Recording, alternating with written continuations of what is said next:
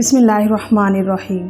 अस्सलाम वालेकुम व्यूअर्स, आज मैं आपके साथ एक गवाला और एक बेकरी वाले की दिलचस्प कहानी शेयर करूंगी। किसी गांव में एक गवाला रहता था। उसके पास उसकी ज़ाती मलकियत में काफ़ी भैंसें थीं।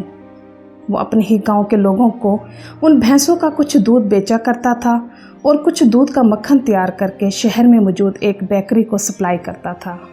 गवाला तकरीबन 1 किलो मक्खन रोज़ाना उस बेकरी के मालिक को सप्लाई करता था। एक दिन बेकरी वाले को ख्याल आया कि मैं इस गवाले पर कुछ ज़्यादा ही एतमाद करने लगा हूँ। काफ़ी दिनों से मैंने उसके मक्खन का वज़न करना ही छोड़ दिया है। किसी पर हद से ज़्यादा एतमाद करना भी सही नहीं होता। अब जब कल गवाला मक्खन लेकर आएगा तो मैं उसका वज़न ज़रूर करूँगा। अगले दिन गवाले ने उसे मक्खन दिया तो जब उसने मक्खन का वज़न किया तो उसकी हैरत की इंतहा न रही, क्योंकि मक्खन तो 1 किलो से काफ़ी कम था।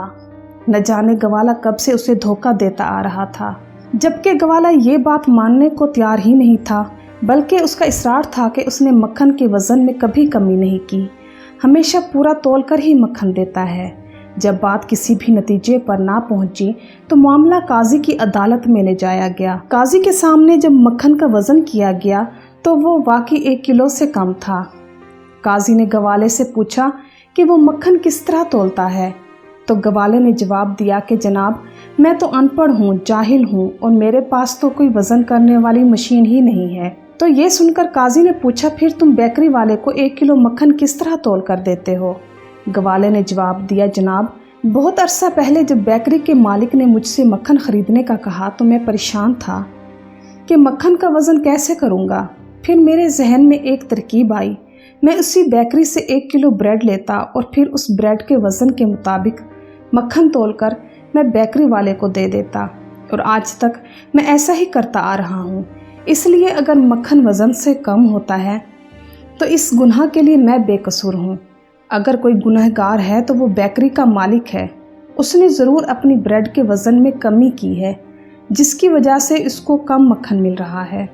बेकरी वाला ये सब सुनकर शर्मिंदा हो गया, क्योंकि गवाला बिल्कुल सच कह रहा था। इसलिए व्यूअर्स, ज़िंदगी में कभी किसी को धोखा देने की कोशिश ना करें, क्योंकि अगर आप अपनी ज़िंदगी में किसी के साथ कोई भलाई करते हैं तो याद रखें कि वो भलाई आप अपने साथ ही कर रहे होते हैं।